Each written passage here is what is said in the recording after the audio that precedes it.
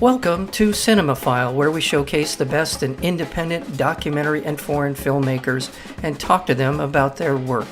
I'm your host, Mike Kaspar. You can listen to other interviews by going to Cinemaphile with Mike Kaspar at Spotify.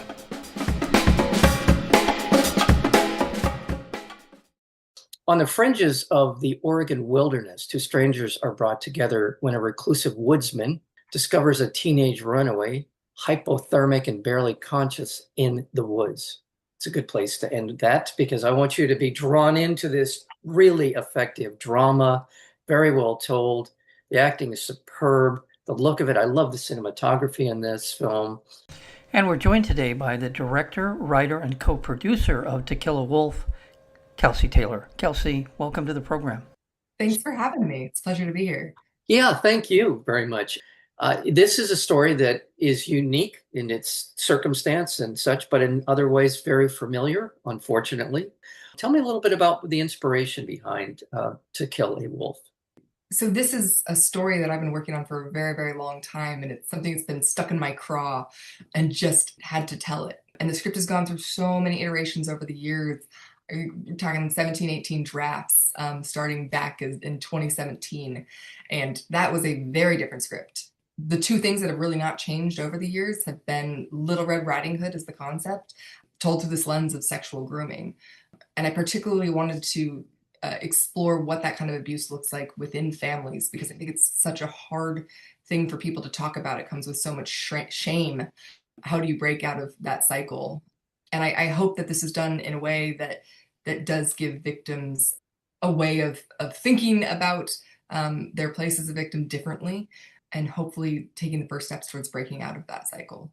Yes, I think that's such a smart thing that you did to essentially put it in reference to something that we're all familiar with. It is a folktale that is told to us from a very early age, but you've told it in a way that it's updated. It is, it's very effective. The thing with things like folktales and these sort of this mythology is it tends to leapfrog a lot of our barriers, if you will, to hearing a story or to being engaged in a story that may feel difficult, but this, I think, sort of jumps over that hurdle in some way.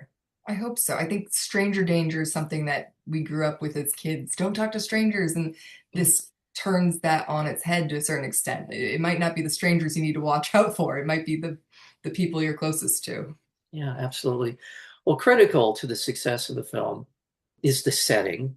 Yeah. And the backstory on, he's referred to as the Woodsman in the film, but yes, it is to his story, which unfolds over the course of the entire film, which again is another smart thing that I feel like you did with the film, is you made his arc really interesting by virtue of just the interaction he has with Dani, but also his own story to be told over the course of the film.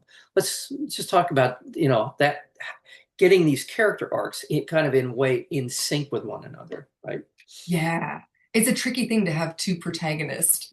And definitely in writing it, that evolved. It used to be very much Dani's story. It was a linear story of this girl finding a way to save herself. The premise of that version was, what if Little Red Riding Hood had to save herself? Like, what if the woodsman showed up to save the day and he wasn't a very good guy either?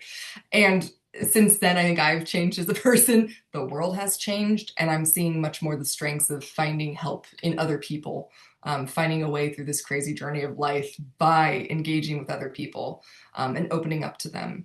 And so that's really what I wanted to do, was figure out a way for these two people who seemingly have nothing in common to find some kind of common ground and find a way forward through their trauma. And this is the part, by the way, you were also executive producer. Ivan Martin does such a great job. We've seen this kind of a character before, kind of the wounded soul, recluse. He's out in the middle of nowhere. He's self-sufficient, doesn't really like people.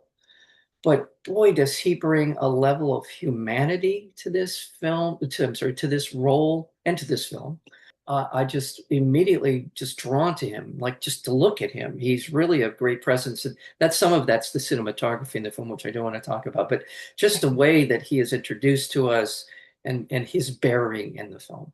Yes, Ivan's amazing. And I don't know if this film would have happened without Ivan's involvement, frankly, and it definitely wouldn't be the film it is without him. He was someone that we had come across in working on another film, and ironically, it was a comedy. And Ivan just stood out. You could tell, like, that guy has something. He makes really interesting choices. He's a smart actor, and I feel like whenever I'm looking for actors, I'm just looking for people who get it, and I think they can do anything if you find someone who really, really has it. Yeah, and Madison Brown again. I compliment. It's just the entire cast is very, very good. So we don't want to leave anybody out. I Just know. but definitely Madison, who really had. You're right. That she's. I mean, I can see where you wrote this initially as her story. You know, because but she has a real bearing in this film as well. She's got a lot of things to navigate in terms of her relationships with people, you know, whether to trust or not to trust, how she trusts them, all those kind of things. So that's definitely in the fore. Yeah, Madison, I keep saying this, no one believes me because they haven't seen the real Madison. She is Australian and she is very much a character actor, I think. Because when she takes on that character of Dani, you can feel her body language change. The way her eyes even move, it feels like you're looking at a different person. Like when I watch the film, I don't see Madison Brown. I see Dani. And I think that is such a magical thing. And it's hard to, when you cast someone, you don't get to see the whole film play out with them in that role. So it's really, really tricky to meet someone and decide like, can this happen? Is this possible? Is this going to be the right choice? And with Madison, it was so clear she understood something about this film. She saw the same challenges in making this film. Because I think you want someone on that age line of 17, 18, like an adult kind of. And we really wanted to make sure we walked that fine line of her being a victim, but also being totally autonomous and making her own decisions for better or worse. Yeah, and I've sort of tiptoed around some of the more unpleasant parts of the story Yeah. here. So I'm going to leave it to your discretion as to how far I want to go or you want to go to describe the circumstances that Dani finds herself in. I'll leave it to you because I loathe to give away more than I should in a conversation with filmmakers. So please feel free. Same. I am hesitant to say too much because I don't want to say it's a bit of a twist, but Okay. there's a big reason that we haven't been using it in much of the advertising. I'm hoping it's a film that sucks you in enough that you make it to the point at which we reveal why Little Red Riding Hood is lost in the woods. But I think that is such a core part of the film that it also is a shame to leave it out of the conversation. Yeah, but and I mean it takes a while for you to yeah for me as a viewer to quite grasp. Okay, I know she's in trouble. I know she's been in trouble. I'm not exactly, and that's sort of as the film unfolds, it kind of reveals itself, obviously, to what Yeah. is going on. But okay, yeah, we'll leave it there because it just say it's a really compelling drama about about this young woman who's dealing with some crushing sort of circumstances that she has to try and navigate. She's lost her grandmother. Yeah. It was very important to her, and that's sort of a big part of the story and her story. So There was a wonderful quote that someone wrote about this film. It explores the modern perils of girlhood. And I was like, that's exactly what this is. As far as like a fairy tale for our time, like what are the challenges that young women face? And I think this film very much digs into that. Like, what are those quiet things that people aren't expecting when you talk about being a teenager and coming into your adulthood and your sexuality? well, and many years ago, Matt Wolf made a documentary called Teenager, and it was kind of Mhm. chronicled the the progression of the sort of the social mores, the social kind of expectation for teenagers. And it goes back to the time when teenagers became an economic force. He took it Uh, like back to the 50s when all of a sudden they had disposable income. So yeah. they began to sort of find their way in the world. They became an economic force, and by virtue of that, became more of a kind of a more important period of time in young people's lives in the way that society looked at them. And along with that came the sexualization of Yeah. teen, and all of a sudden thrusting upon these young people expectations that no generation before, at least in this world, had ever faced, kind of in that kind of pressure cooker or in that perception. It's very good in terms of just sort of laying out this is when teenagers became a commodity, if you will, you know. a profit center, if you will, for society. So yeah, that was interesting. And this film feels like this is with a manifestation of all of that. Yeah, I mean, I'm saddened because I don't know what you're referencing, the teenager thing, but I will have to go check that out. But I think I probably came up just feeling that inherently Yeah. because of the society we live in. I just want to remind our listeners we're speaking with Kelsey Taylor. She is the director, producer, and writer of To Kill a Wolf. And it is coming out the 1st, August Yeah, 1st. August 1st. Yeah. Thank you. So August 1st, and it'll in a theatrical run. We open in New York, then LA, and we'll be in the Pacific Northwest, Oregon, Bend, Portland, Seattle. And then our last week of August will be nationwide, Chicago, Atlanta, Denver, Tampa. Two No, things. no, I want to mention, and I don't want to just, I'll mention how important to the story that Michael Esper is as Carrie and Caitlin Doubleday as Jolene. Very important in terms of just a lot of the framing of what the story is about. yes. And so I would highly recommend their performances in this. But it's something I alluded to earlier, which I really want to talk about because I think the cinematography here is Adam Lee is it's really good because it's outdoor, indoor, soft lighting or low lighting, bright. It's just a lot of things going on. Just a terrific piece of work. Yes, Adam is fantastic. Adam and I are longtime collaborators. We met my first day of film school. I worked under Adam for a long time in the camera department, but we do speak the same language when it comes to storytelling. And I think, ironically, more than anything, Adam is a storyteller. He's an incredible cinematographer as well. But for me, the reason I love working with him is that he's all about the story, what makes sense for the story. And because of our background working together, we can be really, really honest about, okay, this is what we need if this is the aesthetic that we want. And this film, I'm really proud of the fact that we didn't have any traditional kind of camera movement. We didn't have a slider. We didn't have a dolly. If you watch closely, it's all pans or it's done through the blocking of the characters, and it doesn't feel like a still film, which makes me happy. There's some zooms as well, but yeah, I'm very proud of the way the film looks, and I don't want to compromise anything else for the aesthetics of it. But I do think if you're building a world, you do have to prioritize the way that the film looks and the locations you're shooting in. And Adam and I worked very, very hard on making sure we had the right locations, especially working with very few resources. You got to make sure you're in the right place at the right time.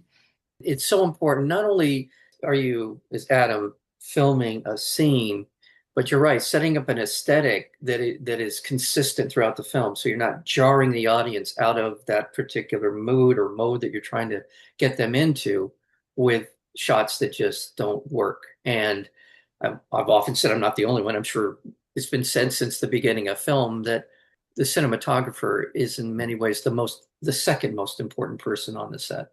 And they have to be, and you have to be of the same mind going into these things. Like, don't tell any of the other crew members that, but I agree with you. Totally agree. Yeah. One other thing about this film, this is your premiere feature film. Sort of what is the takeaway for you? I mean, first of all, in terms of your confidence level, but what did you feel like you learned coming into this full-blown feature enterprise? Great question. Yes, my first feature, but I have worked on a lot of features in other departments below the line. I've done a lot of AD work, a lot of camera work. Adam and I think have worked on 12 or so features together in one capacity or another. So as far as putting the film together, that wasn't so much a concern for me. I think that's where my strengths lie. I'd say what I learned the most about was screenwriting. I learned how little repetition you need in a screenplay.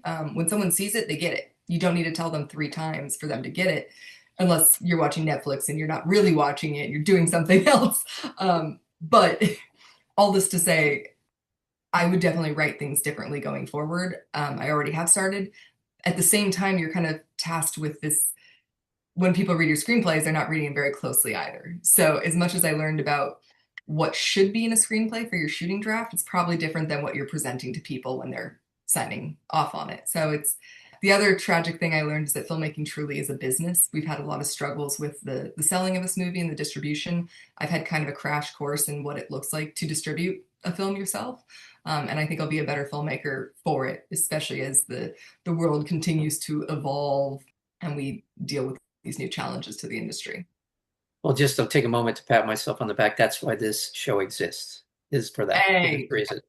These are the kind of films that I live for, knowing that, nobody's going to be, fighting dinosaurs or flying through space. These are the films that I truly think people should seek out. If it isn't at your megaplex, you should go to kilawolf.com to find out where you can see it. I'm so happy for you.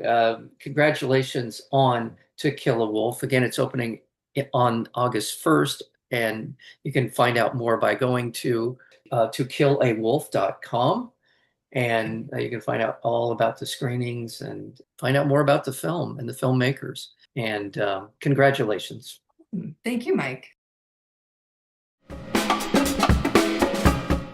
You have been listening to Cinemaphile. I'm your host, Mike Kaspar, and you can listen to previous interviews as well as special programming, or you can subscribe by going to Cinemaphile, that's F-I-L-E, with Mike Kaspar, at Spotify. Until next time, thank you for listening.